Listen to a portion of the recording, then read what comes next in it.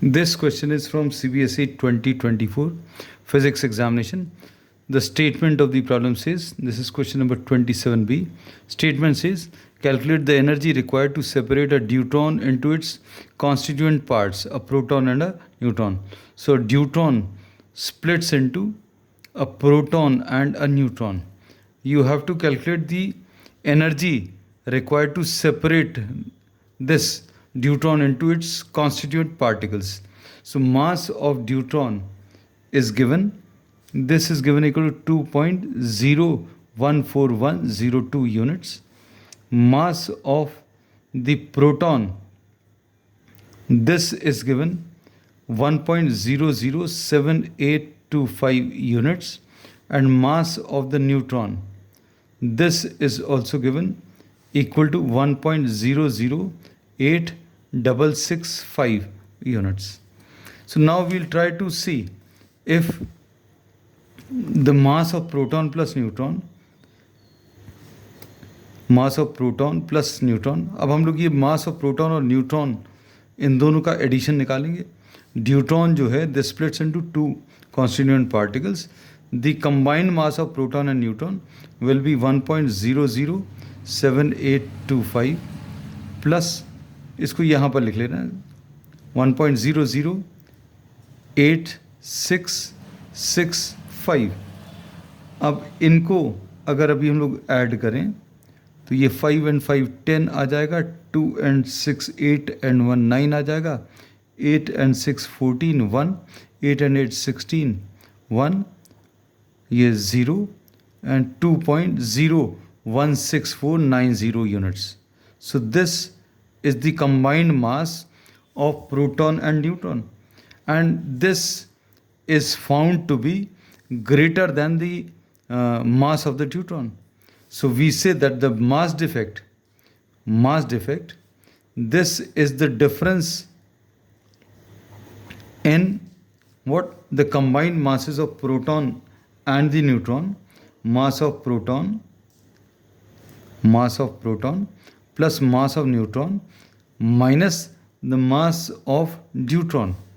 अब हम लोगों को ये मालूम है प्रोटॉन प्लस न्यूट्रॉन का जो कंबाइंड मास है that is 2.016490 minus mass of the deuteron is 2.014102.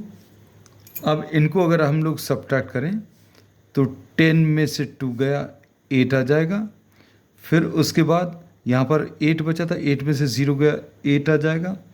फिर उसके बाद 4 में से 1 जाएगा 3 आ जाएगा, ये 4 में से 1 3. फिर उसके बाद 6 में से 4 जाएगा तो ये 2 आ जाएगा, 6 में से 4, 1 में से 1 गया 0, 0 में से 0 गया 0 डेसिमल, एंड 2 में से 2 जाएगा तो 0. So this is the mass defect, इतने यूनिट्स. अब हम लोग इसमें एनर्जी रिक्वायर्ड निकालनी है to separate the deuteron into its constituent particles. Deuteron को स्प्लिट करने में कितनी एनर्जी लगेगी ये निकालनी. तो E will be equal to delta M into C square. अब इसमें डेल्टा M जो है this is in atomic mass units, और ये C जो है this is the speed of light.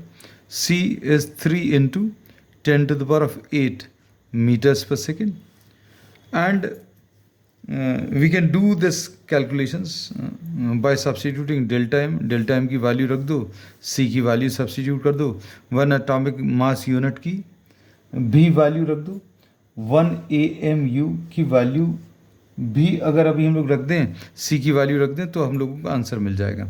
But it is much easier if you remember this result that 1 unit is equivalent to 931.5 mega electron volts of energy. ये अभी हम लोगों ने calculations ये याद रख सकते हैं तो बहुत अच्छी बात है.